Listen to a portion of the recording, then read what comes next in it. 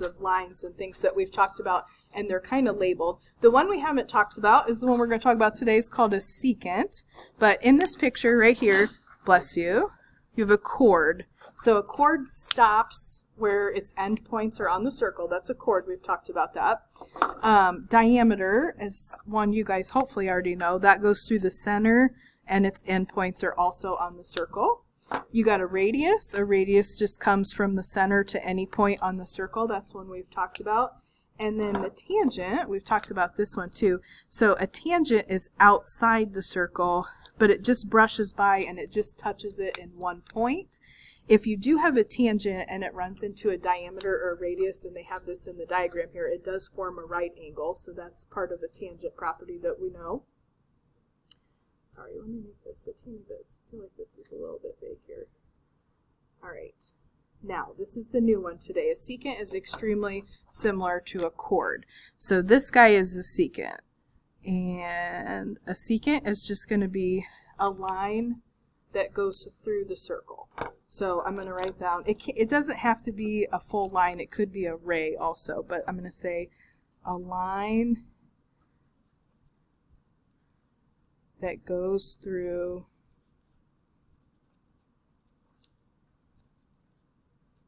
the circle in 2 points.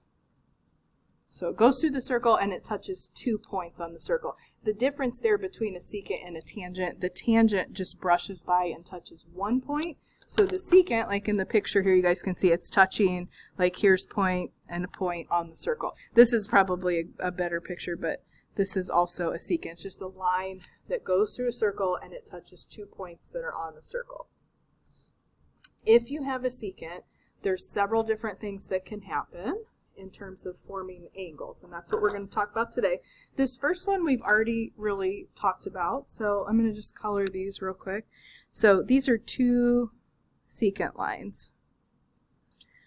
If they intersect at a point on the circle, so there's the point on the circle right there, there is an intercepted arc, and it's just right here, just one little spot right there. That would be the intercepted arc. This, if I kind of cover this up maybe a little bit, this is just an inscribed angle. This creates an inscribed angle. All right, and then the angle is half the measure of the arc, or you can do 2 times the angle, and that will equal the arc. So we've already talked about inscribed angles. So inscribed angles, the vertex is on the circle. And again, I just kind of covered up the extension of those lines, but there's just an angle here, right here, and the arc angle is half the arc, or if you know the angle, multiply it by 2 to get the arc. Now, these are 2 that we have not done, and they're 2 different categories, so we're going to focus on each today. So again, I have 2 secant lines, and let's say they intersect somewhere inside the circle, right? Somewhere inside the circle. It's going to create 2 angles, and the other thing it does, you get 2 different arcs that it intercepts. So it looks kind of like that, like there's 2 different arcs there. Now, we're going to go through the formula for this right underneath here. This is the first one. The second situation is if you have 2 secant lines, so here's 2, and they run into each other at a point outside the circle. Now, I'm going to kind of highlight the intercepted arcs. So intercepted arcs here between the 2 sides of the angle would be here and here. And this has a little different formula. So we're going to do inside the circle first, outside the circle second. So this is just kind of a better picture of inside the circle. My 2 secant lines, again, I'm just going to kind of highlight these real quick. These are just 2 lines that go through the circle. And they have 2 intercepted arcs, so in between the 2 sides of the angle. Here is X, and here is Y. And then I just typed the formula for this. So if the angle is inside the circle, so I have angle 1 here, it's 1/2 the sum of the 2 arcs that it intercepts. So if we had numbers here, I would add X and Y together, the arc measures, cut it in half, and that's going to be the measure of angle 1. So I'm going to show you guys how these work real quick here. In this lovely picture,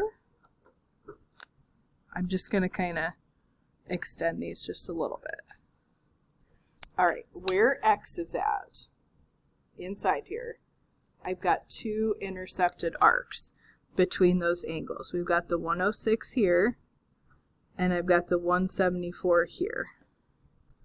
If you've got those two intercepted arcs, they're just in between the sides that create those angles. All you have to do to get X is take 1/2, or just do 0.5 if you want to do 0.5 on your calculator, and you add those two intercepted arcs. And it doesn't matter the order. I'm going to do 106 plus 74, and we're just going to cut that in half.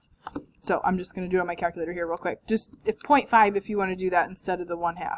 106 plus 174, add them up and cut it in half, and that'll be the measure of X. So in that diagram there, X is 140. Now, because what you have here, this is 140. You guys know we have vertical angles anytime you have an X shape. Let me come over here and draw this real quick. If I have two lines that run into each other, it creates two sets of vertical angles. There's two, like these two would be exactly the same, and these two would be exactly the same. So I actually know other angles here. I'm just going to draw this in. This would also be 140. And then you also have just straight line here. So if this is 140, this angle would be 40. This angle would be 40. So you can get a bunch of different angles within that diagram just from finding that first angle using the formula right above there. All right, so let me slide here. All I got to do, I've got two secants. They're just two lines running through the circle. And you find the arcs that go between them. So the 55 and the 65. Now, inside the circle, we're going to take, here, angle 1 is going to be 1/2. You just add them together. 55 and 65. I'm just going to put 0.5, and then in parentheses, I'm going to put 55 plus 65. Or you could add them up, whatever's easier for you. So angle 1, 60 degrees there. That also gives you all the angles around where those secants intersect. So vertical angle, this will be 60. This makes a straight line, that would be 120. That would be 120. My actual answer to the question would just be angle 1. But I'm just letting you know you can get a bunch of different angles just with properties from vertical angles there. Okay, now this is tricky. So this one labels all the different arcs in that circle. If you want angle 1, where angle 1 is at, I'm just going to go right out to the edge of the circle. This arc is between the two sides of angle 1. This arc is between the two sides on the other side of the circle. So you got to pick the correct arcs. So in this case, the intercepted arcs for angle 1 are going to be those two that are both 88. So here, angle 1 is 1/2, and we just do 88 plus 88. But you got to make sure you pick the correct arcs. They got to be between the two sides that form the angle of your secant. So I'm just going to do, whoops. Oh, if I do 88 plus 88 and cut it in half, it's going to be 88. So there's my answer there. And again, you can find all these other angles in the diagram as well.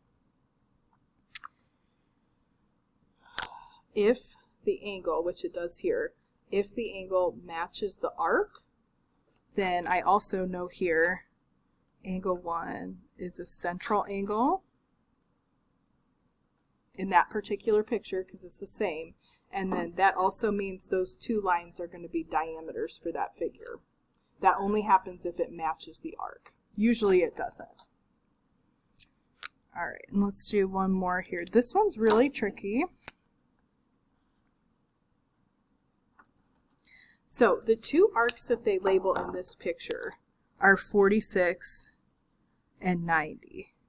That would not give me the angle that I want, which is X, but we can find X really easily. So I'm going to take and find, here I'm just going to call this Y, just real quick. So angle Y is going to be 1/2, add those two arcs together, 46 and 90. And then I can figure out X because it's right next to Y, making a straight line. So I just added another variable there. So 1/2, 46 and 90. This is going to be 68 degrees. And then X and Y, the way it's drawn there, just make a straight line. So just do 180 minus 68. Actual answer to the question here would be that X is 112. Yes, sir. I have a question. Why couldn't you just take the why would you do 180 minus 46 to get that? So I don't know that that's the diameter. If I did, we could definitely do that. But okay, so if it's a diameter, they have to put like a point on the center of the circle. That's an excellent way. But yeah, this is a straight line, and the two angles would add up to 180, but the two arcs are not going to add up to 180 because it's not the diameter. That's a really good question. Is anybody else having a question?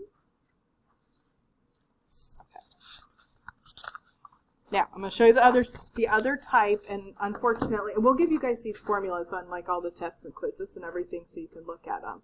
So, if the line goes outside the circle, there's actually 3 different ways this can look. If the intersection of the two lines is inside the circle, it's just what we saw on that first example.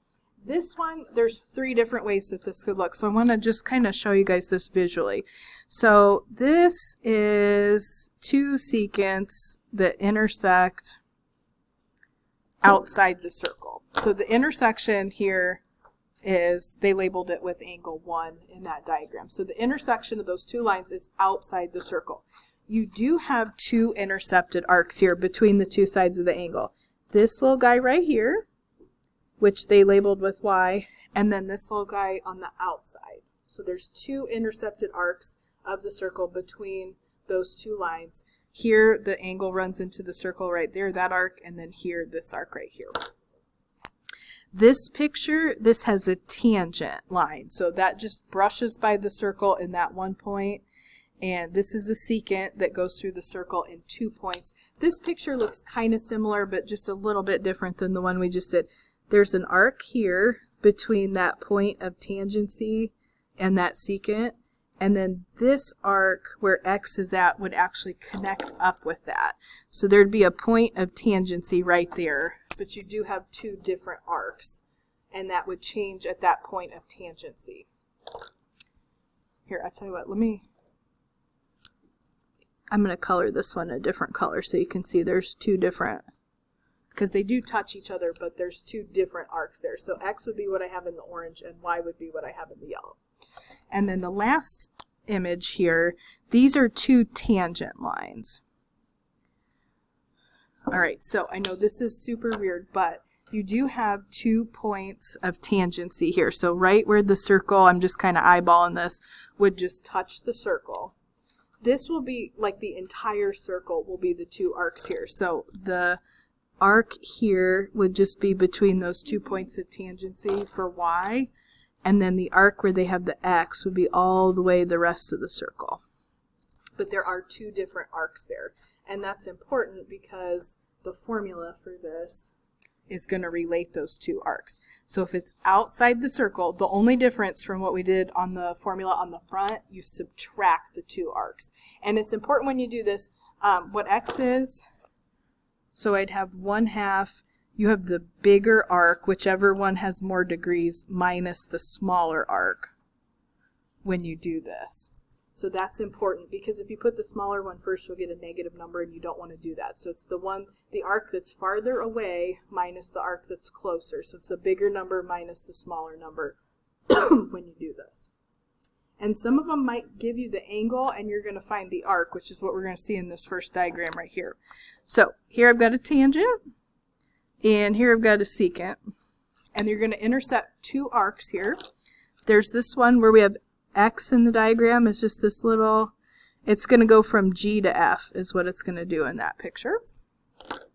And your other arc is this whole thing right here, which is 200.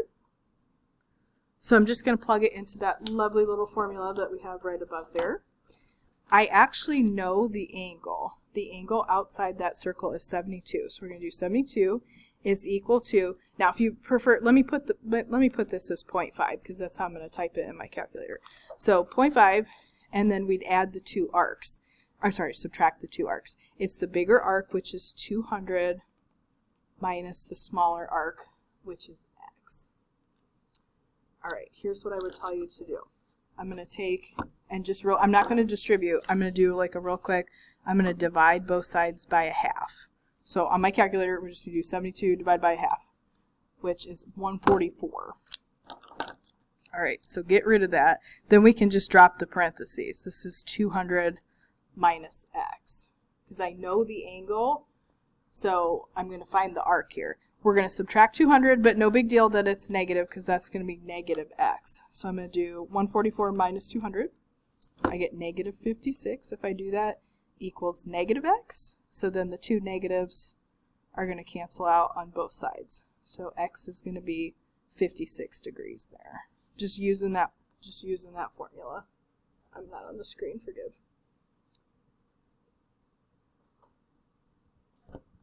All right, now this one we're going to find the angle. So here I'm just going to kind of highlight what I'm using here. You actually have two tangent lines here, and I'm just going to kind of eyeball. So I'm just going to touch the circle right here, and I'm just going to touch the circle right here at M and N. The arc here is 92, and I need the other arc, which goes from M to L all the way around to N. But that's the entire circle when you have two tangents. So if I know that little yellow one's 92, just do 360 minus 92. The other arc, 268.